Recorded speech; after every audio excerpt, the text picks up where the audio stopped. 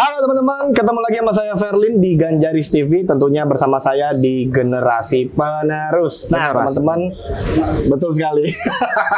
Sudah bersama dengan saya adalah seorang, ini bisa dibilang pejabat teras juga nih. Walah, dari Ganjaris, Kornas Ganjaris. Dia adalah Bro Syahrial Permata. Betul sekali. Betul sekali.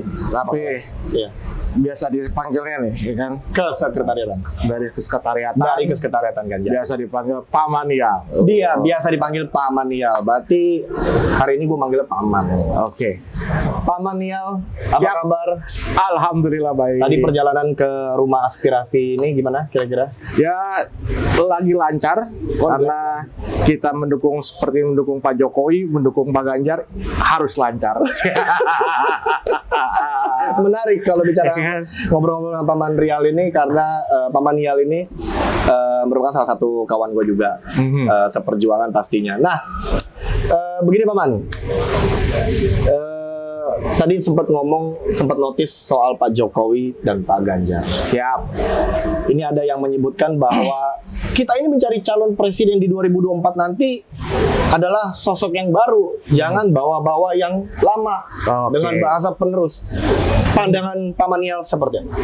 Loh, begini loh, yang namanya segala kebaikan Ya, itu harus diteruskan. betul. Masalahnya adalah gini, kadang-kadang yang menjadi pembaharuan Ya, itu bukan menjadi pembaharuan untuk secara general, bukan untuk pembaruan untuk negeri, untuk bangsa dan negara, tapi pembaruan untuk siapa? Untuk kelompok-kelompok tertentu. Nah, dalam hal ini kita harus mendukung tentu orang yang baik. Pertanyaan saya satu, apakah selama ini di bawah kepemimpinan Pak Jokowi, ya kan? Apakah kebijakan-kebijakannya dia itu tidak untuk masyarakat luas? wah untuk masyarakat dong. Betul. Makanya buat anak muda ya kan, buat generasi milenial, generasi Z, ini kita harus tahu bahwa penerusan yang dimaksud adalah penerusan untuk kebaikan bangsa dan negara. Luar biasa. Nah, tadi sempat menyinggung soal anak muda. Kita melihat fenomena belakangan ini mulai dari kalangan selebritis, anak-anak muda juga banyak yang mulai di branding anak muda ini ada dalam bagian partai politik karena pemilu ini tidak bisa terlepas yang namanya partai politik. Betul. Cuman ada beberapa partai politik yang sudah membranding dirinya bahwa gue ini partai anak muda, gue ini representasinya anak muda. Betul. Menurut Paman Nial seperti apa pandangannya kira-kira? Nah, partai anak muda tentu harus punya rasa seperti anak muda itu sendiri. Wow, ada menarik. keceriaan, ada kreativitas, ada kemandirian. Iya, betul. Itu adalah poin-poin paling penting. Iya, betul. Nah, persoalannya anak muda yang dimaksud sebagai seorang pemimpin itu adalah anak muda yang nggak boleh gampang baperan. Itu paling penting. Menarik ini. Paling penting. Dalam arti kata apa? Tetap dalam posisi kita di dunia perpolitikan. Ya, kedewasaan dalam berpolitik itu paling penting. Oke. Gitu. Jangan merasa wah gue bocil nih. Oke. Gitu. Gue bocil jadi gue mesti harus diayomi seperti apa. Oke. Itu terlalu manja namanya. Oke. Gitu. Sedangkan kita dalam berpolitik, penentuan kebijakan itu harus penuh dengan kebijaksanaan dan kedewasaan. Kenapa? Supaya hasilnya bisa menelurkan keputusan-keputusan yang kemaslahatan orang banyak tentunya. Luar biasa. Kesannya untuk kemaslahatan masyarakat. Betul banget. Seperti itu. Betul banget. Nah, yang lagi menarik adalah gini. Apa itu, Paman? Kita sudah sepakat bahwa kita memberikan ruang pada anak muda, Betul. pada milenial, pada Gen Z. Betul. Betul ya. Seperti Bro Ferlin. Ya. Bro Ferlin ini mempunyai posisi yang cukup baik, cukup strategis sebagai seorang sekjen. Siap. Masalahnya yang senior itu mau memberikan kepercayaan kepada yang junior, ya kan, untuk memegang teguh sebuah jabatan yang strategis. Ya. Itu penting. Nah, ketika ada satu partai yang mencalonkan seorang capres Ya. dan menginginkan cawapresnya adalah orang yang lebih muda daripada dia, mungkin dari kalangan milenial, Iya. sampai kita harus berpikir menurunkan batas usia hanya untuk cawapres. Iya. Ini lucu. Lucu. Kenapa itu? Kenapa nggak dia dijadikan capres saja kan gitu? Kalau dari partai itu, kenapa dari partai itu harus mencalonkannya sebagai cawapres? Betul kan? Betul. Itu logika yang sederhana. Ya. Sekarang gini, kita anak muda harus kreatif, inovatif, Betul. optimis. Pastinya. Ya, itu sama seperti tagline-nya Ganjaris. Betul. Tapi ada pembatasan usia, saya setuju untuk nggak boleh dong dibatasin. Iya. Kalau anak muda itu punya potensi, Betul. ya monggo dinaikkan. Betul. Berikan kesempatan, berikan kepercayaan. Iya. Tapi yang jadi problemnya adalah kenapa jabatannya dibatasi hanya sebagai cawapres. Oh. Itu kan isunya ya. Isunya seperti itu. Betul. Gitu. Nah, dalam hal ini kita melihat sosok Pak Ganjar. Ya. Pak Ganjar digandrungi anak muda. Betul. Tentu kebijakan-kebijakan beliau juga memenuhi persyaratan untuk memikirkan masyarakat luas. Betul. Ya kan? Dan dia punya potensi yang sangat baik. Oke. Anak muda punya hal yang bisa diambil sebagai satu inspirasi buat mereka dari Oke. Pak Ganjar. Oke. Ya kan? Pak Ganjar juga melekat pada fokus atau karakteristik dari anak-anak muda. Betul sekali. Contoh, Pak Ganjar senang motoran. Betul. Pak Ganjar senang olahraga, lari, gitu Iya. kan. Iya. Dan Pak Ganjar juga senang apa? Sosial media. Iya. Betul. Kita harus ambil dari sisi seperti itu, ya kan? Kalau presiden kita nggak bisa menggerak lah, ya kan, merangkul hal-hal seperti itu, bagaimana nanti ke depannya dia akan menjalankan pemerintahan? Oke. Apakah nanti diberikan ruang-ruang buat anak muda juga? Nah, kan gitu. Percuma. Mungkin nanti ada pihak kedua, ketiga. Ya. Betul. Itu nggak bisa dipungkiri akan merusak. Gitu. Seru. Ini loh. Ya. Bahwa kita mendukung Pak Ganjar, Ya. itu adalah satu keputusan besar Ya. kita sebagai anak muda. Ya. Ya kan? Karena kita harus melihat track record juga. Ya. Masalah Pak Ganjar di mana sih? Apa sih? Banyak yang bilang gara-gara satu kemunculan Pak Ganjar di sebuah podcast, Ya. sampai akhirnya dibahas, wah Pak Ganjar ini capres yang suka bokep. Iya, betul. Gitu. Ya.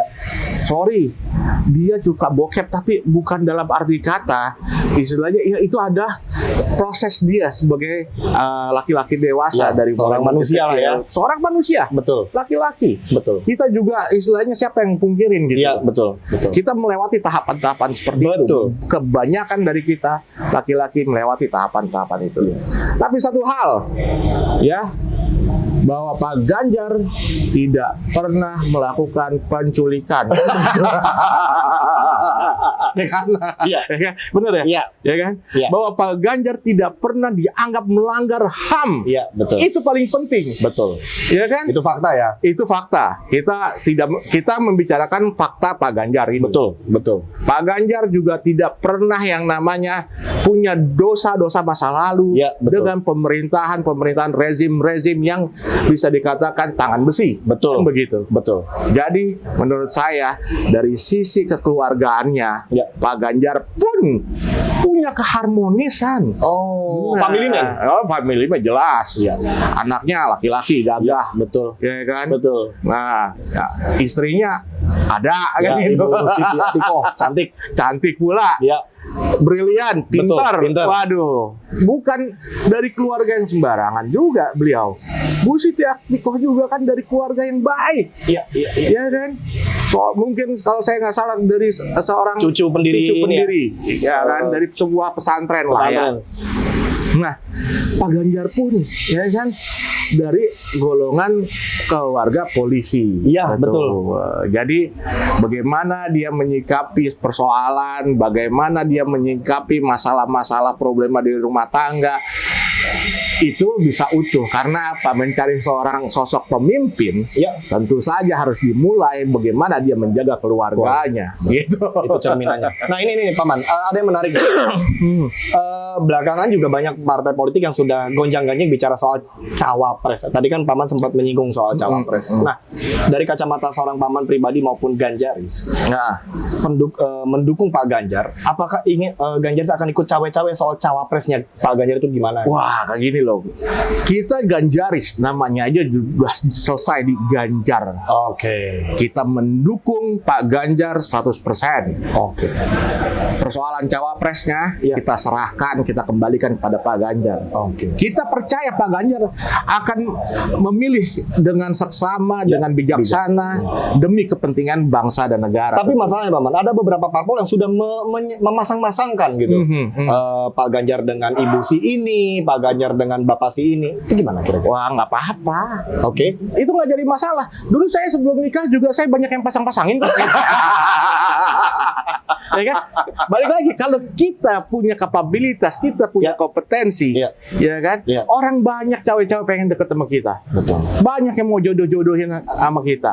Karena apa? Jelas masa depannya, Iya. gitu kan, karakteristiknya, Betul. jelas teladannya, etikanya, cara berkomunikasinya, Iya. tanpa kepura-puraan. Saya berani tantang kayak Oke. begini. Lihat video Pak Ganjar 5 tahun, 10 tahun, 15 tahun yang lalu. Nah, Wow. sampai sekarang, sampai masanya dia jadi capres, sikap dia sama. Tidak ada sejarahnya Pak Ganjar pernah gebrak-gebrak meja. Gitu. Betul sekali. Iya kan? Iya, Ya kan? benar. Kalian tenang aja. Di belakang layar tenang aja. Saya nggak menyebutkan nama ya kan. Iya, Oke.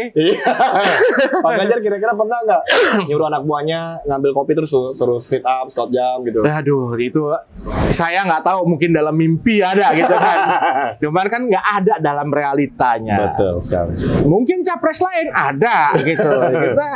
Kita nggak mau mendeskripsikan capres lain. Kita di sini hanya mau membicarakan tentang prestasi daripada Pak Ganjar Setuju. itu sendiri. Setuju. Kalau bicara istilah, wah Pak Ganjar ada prestasi datanya begini-gini di Jawa Tengah, bla bla bla, itu sudah ada surveinya. Betul. Kita nggak mau usah bahas di sini lah, ya kan? Ya kita bahas dari sisi yang lain. Otentifikasi dari seorang Pak Ganjar itu bukan cuma dari datanya, tapi etika dan adabnya itu yang luar biasa perlu kita contoh. Kan begitu. Mantap. Ya kan?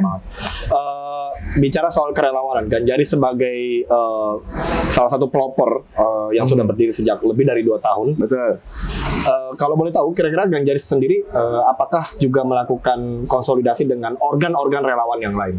Wow. Jelas. Atau eksklusif? Oh enggak dong. Kita sebagai salah satu organ pendukung Pak Ganjar, tentu kita mau merangkul teman-teman dari organ pendukung Pak Ganjar lainnya. Oke. Organ relawan lainnya. Kenapa? Karena kita mau memberikan sinyal pada lawan politik Pak Ganjar bahwa kita ini solid, kita ini kuat, ya kan, dan kita ini adalah relawan yang benar-benar mandiri. Militansinya jangan pernah dilakukan. Betul. Seperti itu. Yang lain belum tentu. Ada yang istilahnya nggak digubris oleh Pak Ganjar, lalu lari dia ke seberang. Ke seberang pula akhirnya menggunakan burung. Kan begitu. Kan? Apakah itu salah? Tidak. Oke. Tapi bicara inkonsistensi, disitulah letak salahnya menurut saya. Oke. Oke. Ya, kalau memang kita punya kecintaan terhadap Pak Ganjar, dukung dia 100%. Seperti itu. Apakah nggak mungkin ada kesalahan? Pasti ada. Tapi biar bagaimanapun kita harus lihat indikator kesalahan dia dari mungkin 1 sampai 10 itu di mana sih? Oke. Tapi sampai detik ini Pak Ganjar sebagai seorang gubernur, kita bisa lihat apakah dia mengayomi warga, memiliki putusan-putusan yang bijaksana untuk masyarakatnya. Betul. Kan bisa kelihatan. Betul. Dan Pak Ganjar ya tidak pernah bermain-main menjadi seorang presiden. Kan begitu. Nggak pernah.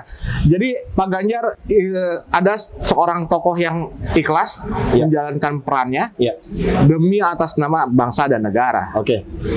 Pak Ganjar belum pernah yang namanya punya ketakutan untuk kalah ataupun Pak Ganjar merasa bahwa wah survei saya turun. Habis itu udahlah malu saya ke luar negeri aja kabur kan gitu. Nggak ada begitu. Nggak ada.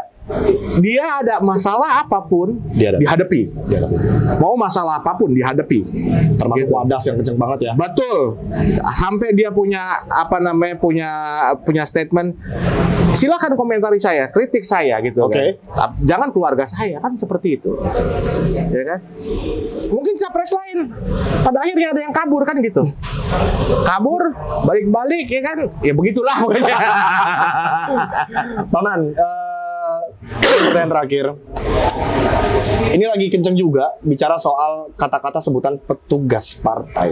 Dari kacamata perspektif seorang Paman Nial, ini kan dipermasalahin sama orang-orang netizen nih, petugas partai. Gimana kira-kira?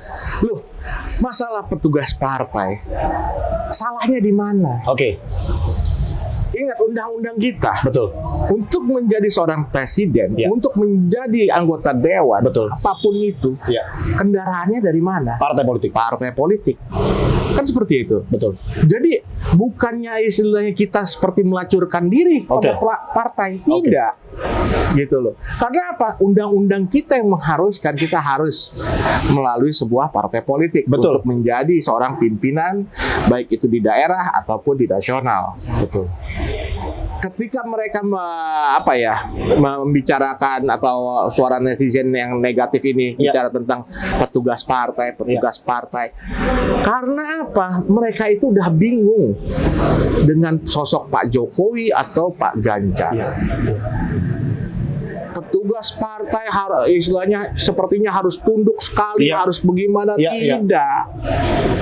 Selama kebijakan-kebijakannya itu untuk masyarakat banyak, ya terbukti Pak Jokowi pun, ya kan bisa kok, nggak masalah dengan nama dari petugas partai itu. Karena ada salah satu parpol yang tidak perlu saya sebutkan di sini, namun mengklaim memiliki DNA yang sama dengan partai yang berada di Pak Ganjar di dalam naungannya itu. Mereka menyebutkan bahwa kata-kata petugas partai itu tidak elok, nggak pantas untuk seorang Pak Ganjar atau Pak Jokowi disebutkan sebagai petugas partai. Tanggapannya gimana? Ya, itu tanggapan dia sendiri. Kadang-kadang itu orang kebanyakan halu punya ketakutan sendiri yang jadi masalah. Anda tidak takut itu akan mempengaruhi masyarakat? Seperti seolah-olah menggiring opini publik itu? Kita kalau mau menyerang balik orang-orang seperti itu bisa aja sebenarnya. Nggak apa-apa jadi petugas partai, yang penting nggak dipecat kan gitu. Ya kan? Luar biasa. Bener dong. Benar. Gini, selama jadi petugas partai, ya kan, karyawan atau apapun itu, selama kita kerjanya benar, nggak menyalahi aturan, lah memang jadi masalah? Enggak kok, ya kan? Kita punya manfaat yang baik buat masyarakat banyak, emang jadi masalah? Enggak kan? Kalau sampai dia dipecat, nah itu yang nggak baik. Baik, luar biasa nih ngobrol-ngobrol dengan Paman Nial yang luar biasa diskusinya, singkat tapi sangat berisi nih, menarik sekali. Terima kasih Paman Nial sudah bersama dengan saya di acara Generasi Penerus. Jangan lupa buat teman-teman untuk subscribe, like dan komen, dan juga di share konten kita ini jika ini bermanfaat buat teman-teman. Saksikan terus bersama saya di Generasi Penerus, pastinya di Ganjaris TV. Ganjaris Optimis.